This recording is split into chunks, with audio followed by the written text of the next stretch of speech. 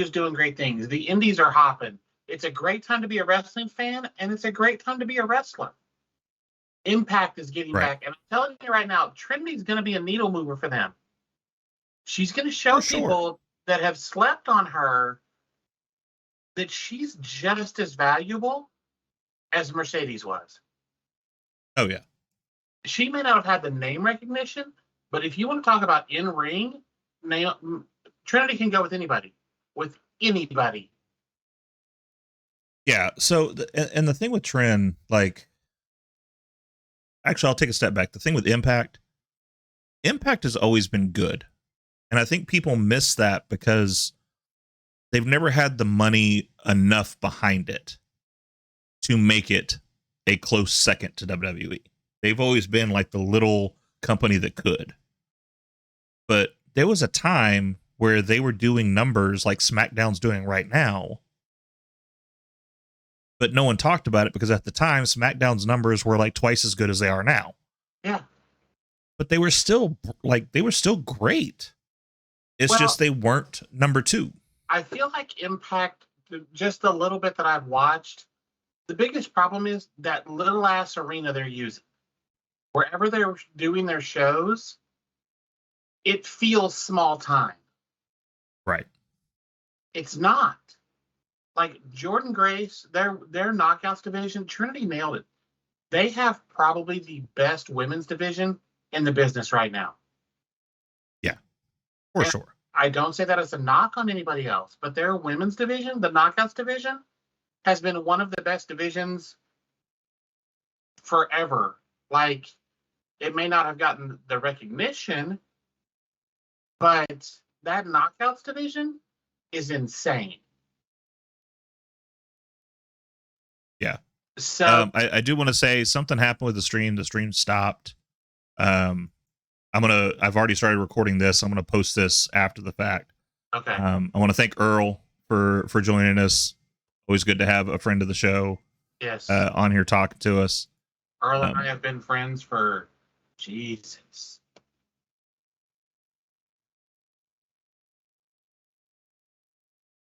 $12 to 15 years at this point. Yep. And one of the best dudes. One of the best Earl's dudes I've ever met. Love Earl. So it's I've always liked Impact. Like even in what I consider the dark days of when like Hogan was there and Mick was there, like they still did great stuff. We got the Main Event Mafia, which brought us like this different look at, you know, we always see the old timers being the good guys, but now it got to be like the old timers are like, look, no, these young people are the problem. Right. And got to see more of that. And that was a good spin on that. And we got people like Abyss, who through his entire career has been called like a dollar store Mick Foley or a dollar store Kane. And no, he was great in the ring. Absolutely amazing. He was amazing in the ring, and that dude is so talented on a microphone. Yeah. Like Joseph Park is amazing. He is great. And then he had the duality gimmick where he was Joseph Park, lawyer, and he was the brother of Abyss. Then come to find out they're the same person. Like it was great stuff. And we got the woo off with Jay Lethal and Ric Flair, which was amazing. We got Black Machismo, which come to find out they never cleared with Randy Savage, which makes it even better that they were just like, no, we're going to guerrilla style this and just do this anyway and see what happens. Like they're a great company, and just the people that have came out of that, some of the originals, James Storm, Chris Harris, AJ Styles, Jay Lethal, like these people that are synonymous with the business today. Yeah, 100%. Came from that. Hell, their first NWA champion when they became a company was R-Truth. Yeah. Ron Killing. Which in itself is a massive thing because Ron Killings is an amazing talent and he deserved it. But he was, if I remember correct, the first black NWA champion. He was their first NWA champion. Yeah. I mean, just massive strides that they did. We got Consequences Creed from there. That's right. We may not have what we call the New Day now if we hadn't had that. Yeah, So, absolutely. Because that contact with that got him with R-Truth when he came in, which got him up to the main roster when he probably wasn't ready to be up there. no. But he's not in the back fighting for his job, talking with Kofi and Big E. Yeah. If it wasn't for that run. Yeah. That's what I'm saying. It's a good time for the business right now. I guess when Cardona's tweet, because obviously I want to give props where it was. Cardona tweeted it out. I guess GCW, sorry, Game GCW. Changer. Yep. They're running arenas, sellout arenas all over the place. It's not just in their home area. It's all over the world at this point. Yep. Like, the business is in such a good place right now.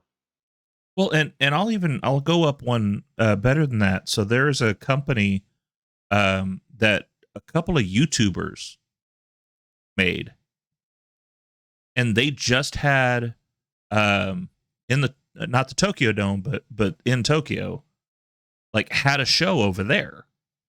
Okay.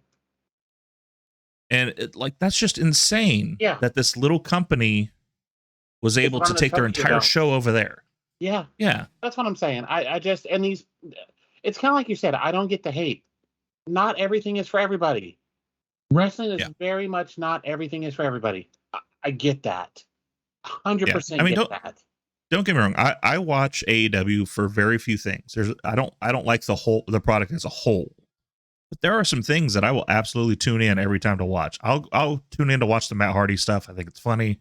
Ethan Page is amazing. I did finally get to see the Briscoes thing, and like Daddy Briscoe. Like, I need a Daddy Briscoe shirt now. Look, but that's what I'm saying though, is you may not like the overall product, but if somebody said, "Hey, here's a free pay-per-view, watch it," you're not going to go, "Oh, I'm not going to watch that." You're going to go, "Okay, cool. Yeah, let's watch this. Let's go ahead." Right. I love their product. I admit their continuity has struggled, and I'm hoping the hire of Will Washington changes that. Absolutely. And I know that's part of his thing, is he's going to basically be Tony's right hand. Mm-hmm. And I don't think that's a bad thing. It's not. I hope he's doing, because I have said this almost since the beginning, but more so since Cody left, because you could definitely see when Cody left there was a dip in creative. Yes. Like Tony's not a booker, and he shouldn't be a booker. No, he shouldn't. I don't have a problem with saying, "Hey, I have these ideas," and it filtering through other people, but he should be the Vince. Like I have no issue with that. Yeah. He should be the guy that, all right, we have all the ideas, we bring them to you, you tell us if you want to do that, because he's looking at it on a business stance. Is this going to make me more money by doing this story? Is this going to cause an issue with sponsors, with TV? Is any of this going to, you know what I'm saying? So I agree, and I'm hoping, like I said, I don't personally know Will Washington. I've seen all of his stuff on Twitter, the stuff he's talked about. I've seen some of his comments and conversations. I know he worked at Fightful for a while. But everything I've seen and everything I've seen people talk about this guy, he knows what he's doing. Yeah.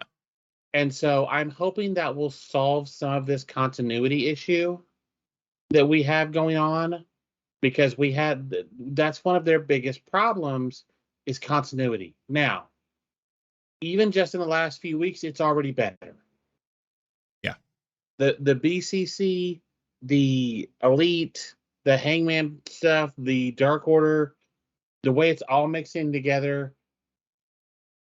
I don't understand the shutting down Dark and Elevation other than they had to, but you shut those down and kept Rampage, and let's be honest, Rampage is pretty garbage most of the time. Well, and hopefully that means it makes Rampage better, because you take the stuff you're doing with Dark Elevation and move to that. I hope so. But somebody else pointed out on Twitter, and I don't think this had any bearing on it, but almost all of their like LGBT, genderqueer, trans whatever performers were on Dark and Elevation. You don't hardly Nyla, Sunny. There's a number of them that you Yeah. don't see on Dynamite on a regular basis or on Rampage. So, and I'm not in any way saying that one had anything to do with the other. I just hope that those people still get those chances. Yeah. Yeah, it's That's just what I'm saying. it's an interesting coincidence. Yes. And I think it is but just that, though. I think it is just a yeah, coincidence. yeah, But those people still need that stage. yeah. They still need that stage. They still need the ability to do what they do. The number of people that have gone to these comment sections and when people are talking about Dark and being like, Dark is the reason I made it through the pandemic financially. If it wasn't Dark, I wouldn't have gotten this or that. If it wasn't for Elevation, I would have never worked with this person who helped me get hired here to set me up to where I am. Like, there's so many of those stories coming out from different people. Kid Bennett was one of them. Well, and you mentioned, they have like a 30-minute cut on Bleacher Report of the Matt Hardy thing. That whole gimmick started on Dark and Elevation. Like it was those two having the time of their lives, having this weird dichotomy of Matt Hardy now all of a sudden being Ethan Page's best friend. Well, and that all started there. Most of the Matt Hardy private party stuff was on there. Yeah. But hopefully they'll still get their spot. Like I don't think they won't. I think absolutely they'll figure that out. Tony is a smart man. So I think if he sees those tweets and he sees that, okay, this is a weird little coincidence we got going on here, we need to make sure that we don't. Well, and I want to give them, and I do want to give AEW their flowers. The number of minorities that are A, on the roster, and B, in prominent positions on the roster is fantastic. Yes. Like ROH's Trios Tag Champs. Brian Cage is Latino, I believe. And then one is like from Nigeria, and I think the other one is Japanese or like Mongolian or something. And then the Lucha Bros, Vikingo, Commander, who being the Lucha Bros, not to take us off topic, but did you see that Penta's oldest daughter just showed up? No. Yeah, apparently she has started wrestling. Oh, and nice. She came to save her dad. And she was dressed in like Joker Penta gear. Like Friday? I don't think it was on AEW. I think it was a local thing. I'm gonna have to look that up. That's fantastic. But that was awesome. I saw it was a woman dressed like Penta, and I was like, "Who? What is going on here?" And I started going down the rabbit hole. I'm gonna have to look that up. But obviously, Leva's contract not getting renewed. I'm a little salty, but I understand you can't keep people on that you're really not doing a lot with. I get it. Right. It's a business. I understand that. And on the same thing, like I want to make sure that we're clear. I'm not saying put a square peg in a round hole. Like if it doesn't fit on the program, it doesn't fit on the program. Right. But if it is a coincidence that social media has found, it is something you need to think about of, okay, maybe we at least need to grab one of those stories and move it over at least. Well, and until we figure out what we're doing. Like, I was excited about AEW from the start. Cody, the Bucks, Kenny, Hangman, Jericho. And then I found out about Nyla. And I was like, oh, okay. I knew nothing about her prior to that. But I started watching her stuff. And I just fell in love with her. And she is a absolute menace on Twitter. And it's fantastic. Yeah. Like, her Twitter is the stuff of legends. Tori will send me pictures when they happen of just how much of a menace she is, because she knows my love for Nyla too. I'm in the same boat with you. Like when the whole thing came out of like AEW signed her, and the whole like they signed a trans woman to the women's division, and people were upset about it. Like, I was into it already because I was like, hold on, so we're mad about a fake sport putting someone who's not What? This is a soapbox that I could climb on, and I'm not going to. But if you like, there's been several that I like. Giselle Shaw, I had no idea. Yeah, No absolutely. idea she was a trans woman until that whole thing with Rick Steiner happened. Fuck that guy. Fuck that guy. But I didn't know. Had no clue. Yeah. Why do you care? Look at Sunny. Like Sunny Kiss is an incredible talent. Yeah. And that's the thing. Like, I fell in love with Sunny Kiss in Lucha Underground. See, I didn't. I apparently I had a few years there where I wasn't as in touch with the product as I should have been. Yeah. I didn't know Sunny had been there. Yeah, catch the stuff there. Like, Sunny was amazing there, and I fell in love with the whole thing there. And then to see Sunny on AEW, I'm like, that's amazing. Yeah, That we now have that platform too yeah. But that's what I'm for saying. her, I just for Sunny. right, and it's one of those things that it.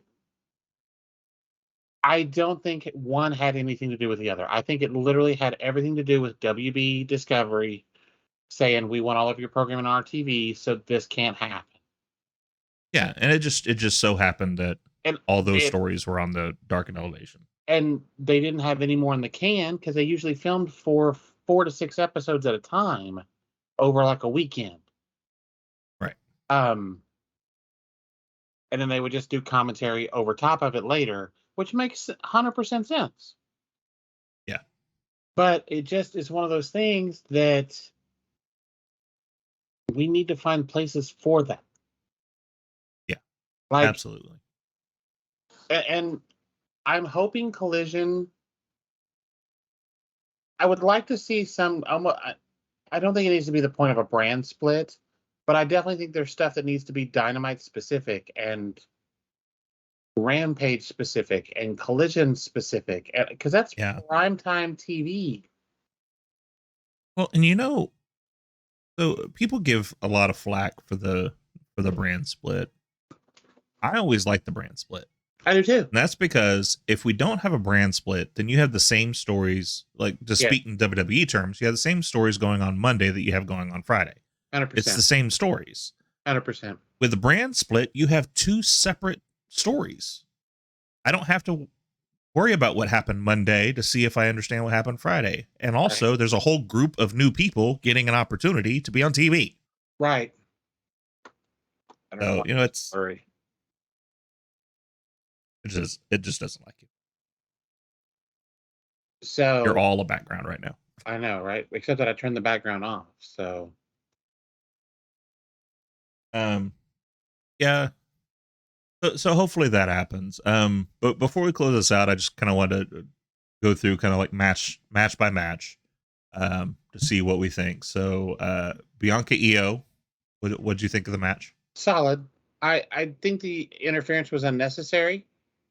I don't think a title change would have been a bad thing, but I don't have a problem with the booking overall. Bianca dropping her on her face is definitely something she needs to be careful with. I don't know what happened. Yeah. I understand that they were telling that I've been working her arm, but you dropped her on her face.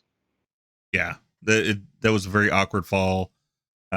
It's easy to say that was more on Bianca than it was on Io, because Bianca's the one supporting her and Io's the one dropping on her face. Right. But I said enough during the stream, but I'll say it here too, since this will be its own little thing now. I do think I think to me a better story would have been Io winning it. I agree. Just because I think we're running out of things for Bianca to do, and if we're not going to turn her heel, which I don't think we're going to do yet, because they seem to be keeping partners on the same level. Yeah. If one's a face, the other's a face.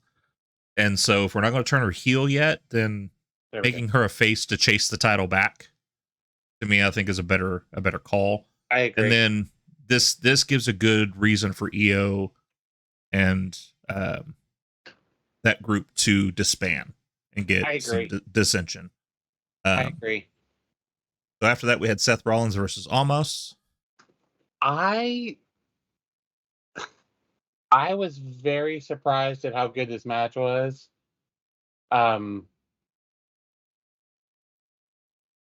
It was just a good match. Seth made him look like $1 million, million freaking dollars. I'm gonna steal your gimmick and say, yeah, he's the new Shawn Michaels. Yeah, He's gonna make these people look like $1 million. You can put him in there with anybody. I agree. I agree completely. He was. Yeah. Seth is It was an incredible talent. It was a good match, 3 stomps and then a super stomp off the top rope. Yeah. There's no reason that shouldn't have beaten Omos. No reason it shouldn't beat anybody. So right, but like, so him kicking out of that, it wouldn't have done anything for anybody. So it's a perfect ending. And plus, after that, after he got pinned, he just rolled out and stood next to MVP. So that in itself also makes it like he looks strong, because like, yes, that knocked him out enough to get the pin, but then he was good enough to stand up on his own before Seth even left the ring. So after that, we had the United States Championship. This was the blunder of the night for me as far as booking. I agree. Either one of the big men should have got this and called it a day. I agree. If you wanted to keep it on SmackDown, put it on Bobby. But yeah, I personally think it needs to go on. It needed to go on to Bronson. Yeah. Well, and I think that does 2 things, right? So Bronson's definitely in the realm of, he needs something big. Yeah. And I also think him with that title makes the title bigger. I think it would do wonders for each other on that. But the other thing is, also keeps this Bobby and Bronson thing going, which I think was going to be good. Even though they're on different shows, you could still. Well, then they wouldn't, though, because the U.S. champion went to SmackDown. There's a reason now for Bronson to go to SmackDown. Yeah. Because he has that U.S. belt now. See, and I think if they're going to do that, it needs to be, you're there while you have the title. Once you lose it, you go back to your respective show. Yeah. But yeah,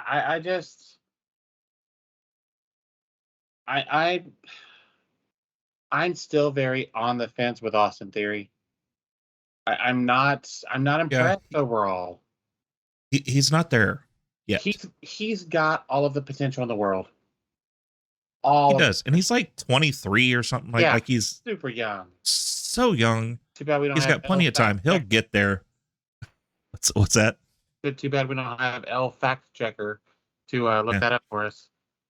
Yeah, he's so young. Like, we just I don't know if I told you this yet or not, but we're hiring new people in my department. Yeah. And we interviewed this kid, and it said he graduated in 2020, and I was like, oh, ow. Graduated. How does that happen? Anyways, I feel the same way when I think about Austin Theory. I'm like, he is so young. Yeah. Like, he wasn't even a thought when I was watching wrestling. Wasn't a gleam in his dad's balls when the rant happened. I was watching wrestling. He's 23. Yeah. I don't know. I thought I heard that at one point. Here, I will step in for El Facto Checo.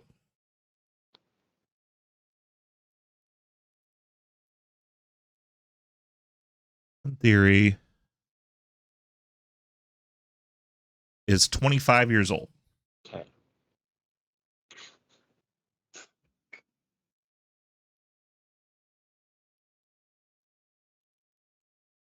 What math are you doing right now?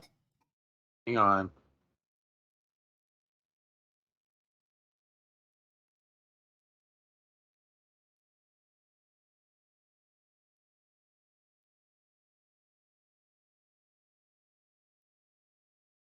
Pretty sure my hip has less cartilage in it. He has years.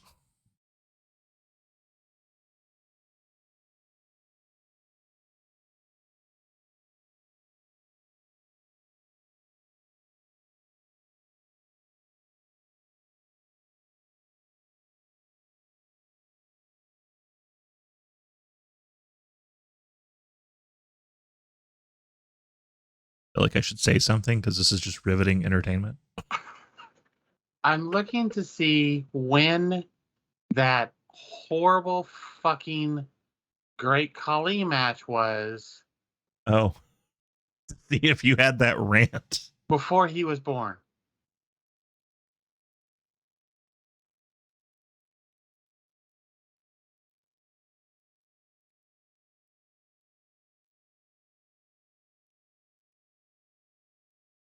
Let's Because if see. he's 25, it means he was born in 98. So close. It says November 8th of 2020. 2020? Hmm. For what? For that match. 2020. It was 3 years ago? Oh, no, never mind. No, that apparently, okay. That's just when that video was posted. So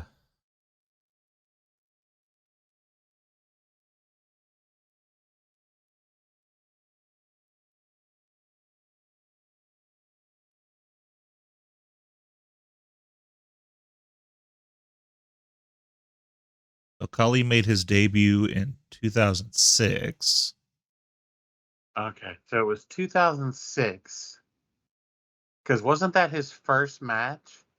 Yeah, that was his first actual match. So WWE. 2006. Yeah. 17 years ago. Austin Theory was 8 when I went off on a 15-minute rant about the hideous piece of shit that Punjabi match was, and you and Hillary about both died laughing. Right. He was 8. So needless to say, all the silence aside of us trying to figure out this date, he's got plenty of time to figure it out. Yes. He's just not there yet. And No, so I agree. I think Bronson probably would have been the better call. Bobby would have been a good second call. Because then at least it could have kept something going with that title. Right. And I think the title on Bronson would have done Bronson really well. Yes. Austin doesn't need it. He does. No. He's like Cena. A title's not necessary to be relevant to, right. Whatever you want to call it. Well, and Bobby can literally turn it on at any minute. Yeah. He can go from being bottom of the card to top of the card within a heartbeat. Yeah. 100%. So SmackDown Women's Championship, Rhea Ripley versus Zelina Vega. Beautiful match. I love Zelina. I do too. They have held her, the whole thing. Yeah. They have held her to be just a manager for way too long. The booking wasn't wrong, but I'd have been fine if they did it different.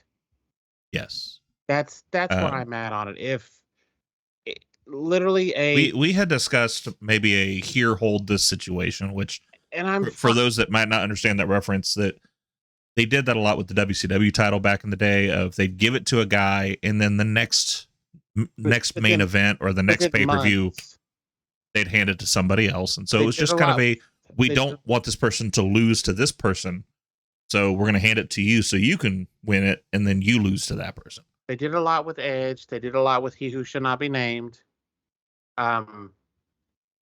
If you're not sure who that is, go back to our catalog. You'll figure it out pretty quick. Fuck that guy too. Yeah, fuck that guy too.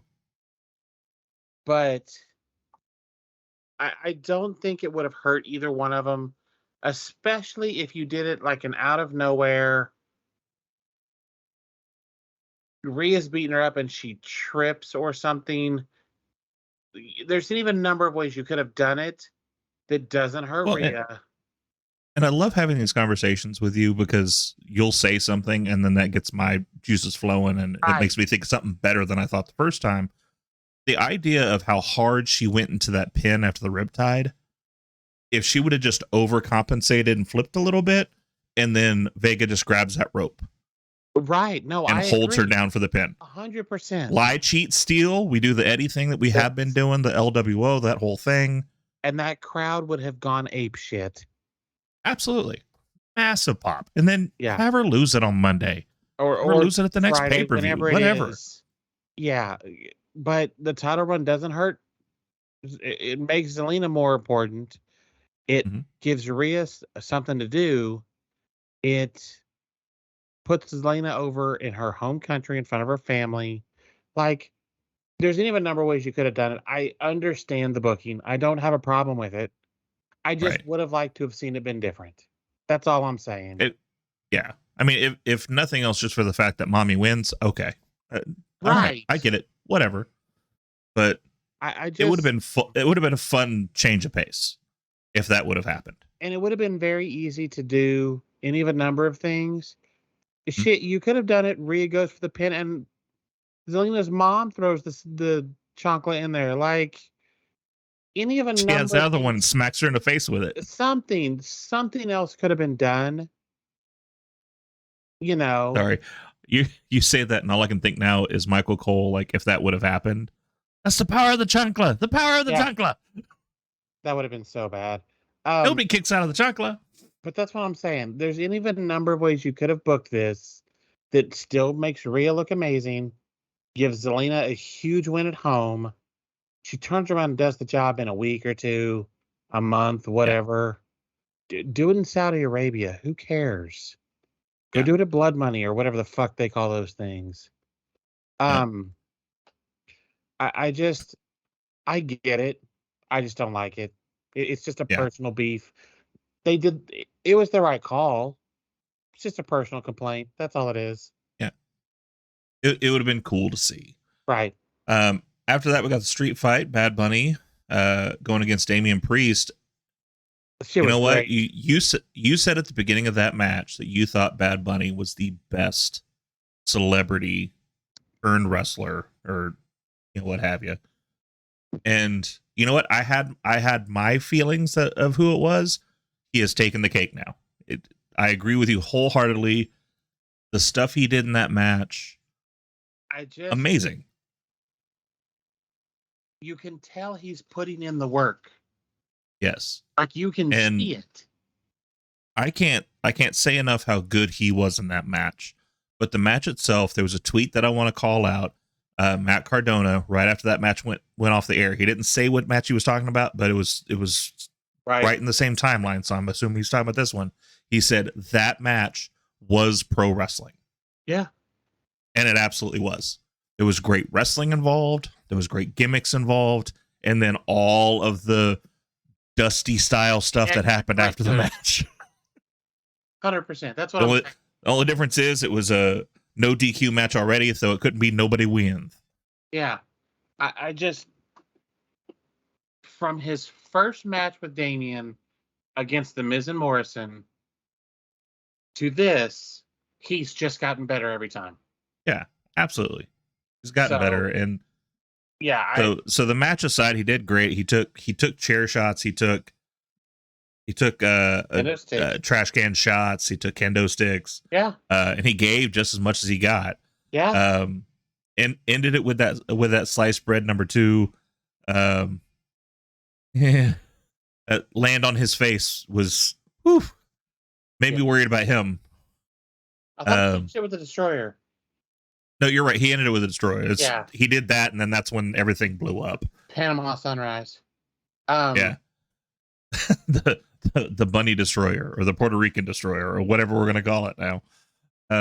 But so I mean, all that aside, the schmaz at the end, I can hear Dusty now of how proud he was of that match, because it was just amazing.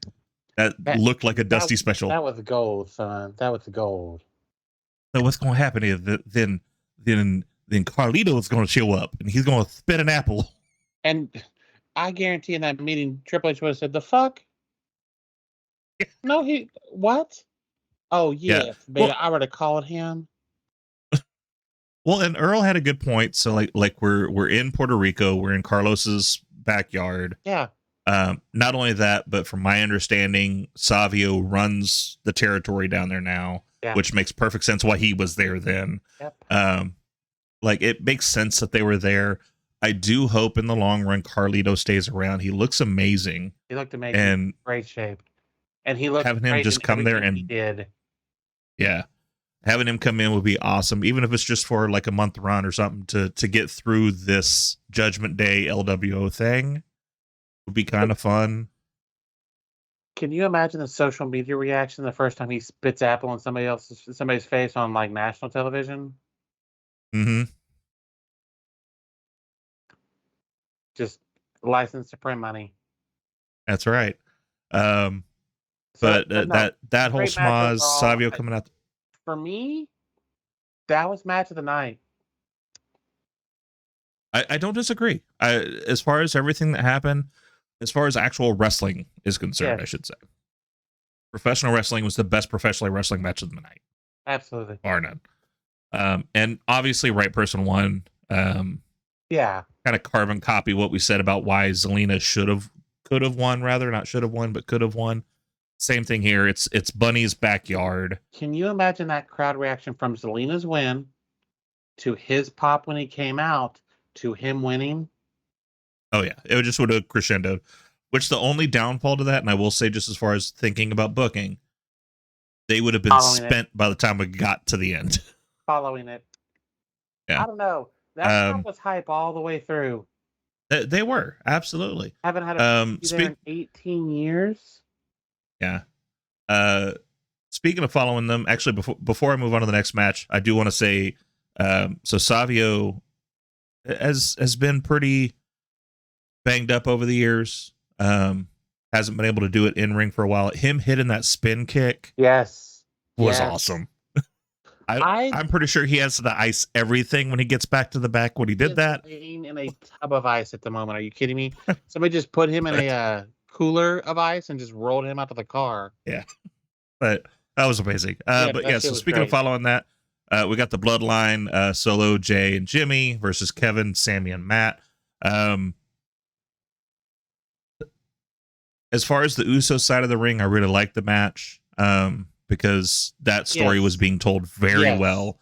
The disdain look on Solo's face, Jimmy and Solo having their little back and forth. Jay, and Solo having their back and forth. Jimmy being out, so he didn't see any of it. Great way of telling that story. However, the end result, like Sammy and KO are going to a different show now, and so this was the end of that. And we end it with Matt Riddle getting hit with the spike. Maybe there's still going to be some mixtures. Maybe that's the one storyline we're going to kind of still see go back and forth because there's still the undisputed tag titles.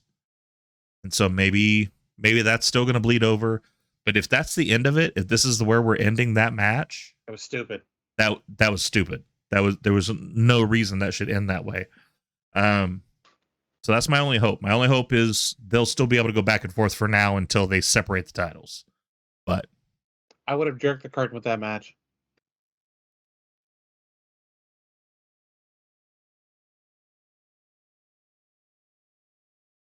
At the very least, I would have put it before the street fight. Yeah. Because it was kind of a lull. I understand. It was good because Sammy's over. Like Sammy is massively over. Top 3 guys in the company right now. Easily. Yeah. Him, Seth, and Cody are pretty much running the show, but like the match itself was lackluster. The ending kind of left me wanting. I agree. Because I want to see the end of this thing with Sammy. And I don't think we still have gotten a good ending to that. Now, if we would have not had this match, I would have been fine with it. This match is my problem. Because they won the titles at Mania. They squash it. We're done. Friday. No, they defended them Friday. Well, yeah. Titles too. Right. That's what I'm saying. We've done the titles thing. Yeah. All right. Get them out of it now. But then we had to have this like little grudge match thing. Yeah, I agree. But yeah, I didn't really care about the match. Yeah. Little bit of fantasy booking to me that just popped in my head. I would have much rather this just been Matt Riddle versus Solo. And Jay and Jimmy are supposed to help him win. And then screw it up. And they screwed that up. Then we get the same result as we had here at the end of the night. Solo won. I had Solo lose. Well, yeah, no. But I mean, as far as like the bloodline side of the story. Yeah. You still get that dissension and they're mad at each other. Have it be something that Jimmy was taken out and Jimmy still didn't see what happened. Yeah. Even though we all have TVs and it's all VOD and he could just watch it on the plane ride home. But that aside. But yeah, to me, that was the dead of the night, I think, out of all the matches, which is weird to say on a match that almost was wrestling. Right. A match with Sammy in it is the match that I thought was the dead of the night. But I agree. I agree with you. It leads to the main event. The main event is definitely one of those to me that, like, you have to look at the whole picture. The match itself was not great.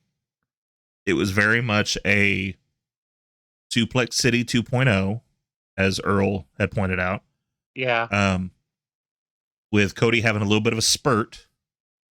He did the double Crossroads gimmick. Right.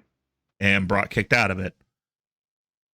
But the booking at the end of the match, how we got to the end. Yeah. Perfect. Absolutely perfect.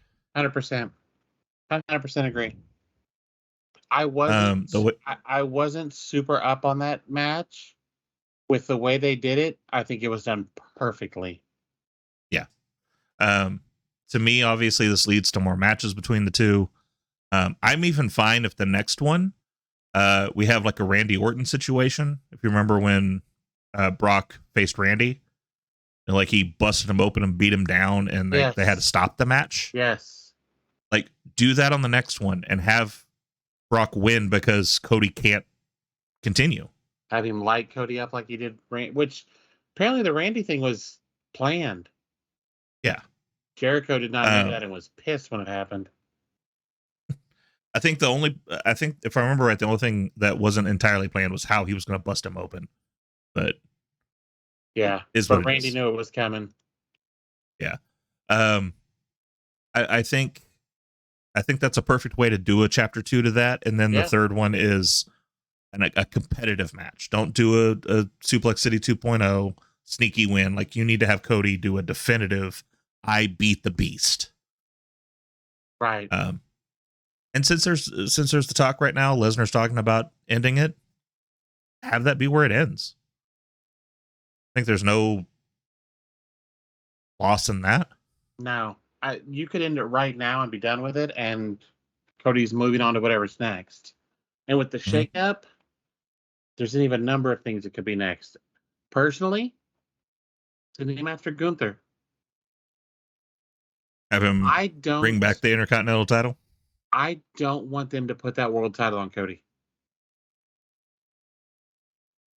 I don't want them to yet. I don't want them I think he still needs to be the one to beat Roman. I agree. And I don't think we need to wait till Mania for it. It should happen like SummerSlam, Survivor Series at the very latest. Yeah. Ooh. And that should be what the buildup is. The buildup to this is him finishing the story. Well, the story still ends with him versus Roman for that title, in my opinion. He got screwed out of that. Survivor Series, go back to the SmackDown versus Raw. But the Raw champ, the world champ, has to beat somebody from SmackDown. Roman has to beat somebody from Raw. It's Cody. And Cody takes the title at SummerSlam. Or at Survivor Series. And you know how much we had kicking out too. Love a tournament. Do a tournament on both brands to find out who it has to be. Yeah. Do a one pay-per-view before is something. Do a one-nighter, almost King of the Ring style. Yeah. So like I said, overall, this was a really, really well done pay-per-view. And it was. I would say B plus at worst. Yes, I agree. It still is obvious that Tripp has the reins. Yes. I think there was a couple of litmus tests in this that could help us prove that. Seth and Omos being one of them, Cody and Brock being the other. It's obvious that Tripp still is able to make the call. But yeah, a great night. I absolutely have no problem if we go back to Puerto Rico again. Yeah, absolutely. It was a great crowd. They were hot all damn night. The whole night. Little little bit of programming stuff too. I love the drone. I made the joke about Vanguard 1 being there. Right. But it was a cool little touch though. Very just to much so. randomly have that like swooping shot. Throw that in on pay-per-views. That was fun. It's inside, so you can't really do a sky cam. But yeah, I agree. But yeah, definitely a good match overall. We are going to end it here. We will get back together and do some more GM mode over on Twitch. You can catch us out on that. I'm going to post some new stuff on the Kicking Attitude TikTok starting on Monday. I try to post on there every Monday through Friday. We are talking about doing an actual schedule on Twitch. That way it makes it. Want to try and plan for Thursday night? We can definitely plan for Thursday night. I didn't know if you wanted to try to get together tomorrow and do any at all. Yeah, we can do that too. I just figure if we plan it, we can kind of tell people, hey, we're going to do it Thursday nights at this time. Yeah. I don't disagree. I think getting a schedule is something I've been wanting to bring up anyway, just so we can make it more solid of when things are getting posted. So definitely we can sit down and work on that. We're definitely thinking Thursday nights for sure, because that's a night that I always have free and she always has free, so we can always do that. I think if we did that live, it obviously would stream Thursday. If we did something VOD, it'd post on Friday. Right. But we can definitely work on that. Thank you for being with us. Thank you, Earl, for joining us tonight. It was an absolute pleasure having you in the chat with us. We hope to see more people in the chat in the future. Would have been fun. Not that Earl was not enough. But yeah, hit us up on the socials down below. Below us, our pictures here. You see our Twitter. Down at the very bottom, you see all of the channel stuff. If you are enjoying us, this podcast, please support us. Please catch us on our YouTube. Catch us on our Twitch, which we've started doing a lot more of. Catch us on our TikTok. And we're always on our Twitter. We're always posting things there of what we're doing and what we like and what we have going on. So hit us up there. To catch all of the latest from us, you can hit us right here on youtube.com at Kicking Attitude. Thank you, Mick, for that. Until next time, I am Michael. This is Tori. Brains, talent, and we'll see you on the next one.